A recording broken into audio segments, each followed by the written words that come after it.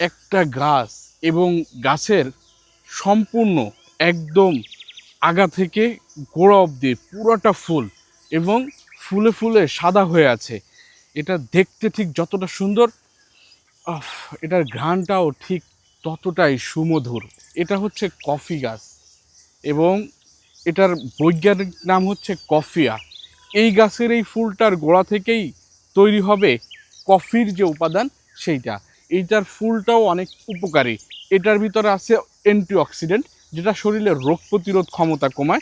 এটা দিয়ে যদি আসলে আপনি চা করে খান, আপনার মানসিক শান্তি আসবে।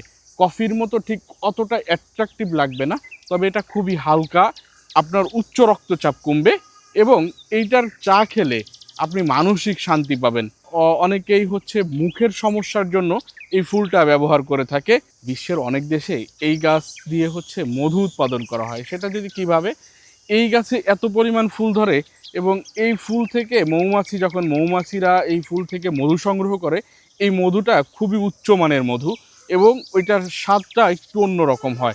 দারুণ! আপনি আসলে এরকম এত সুন্দর গাছ কখনো দেখেছেন কিনা অবশ্যই জানাবেন। যেমন ঘ্রাণ তেমন সারা গাছটা একদম ফুলে ফুলে ভরে আছে পুরা। উফ, আমার কাছে সেই ঘ্রাণ, সেই সেই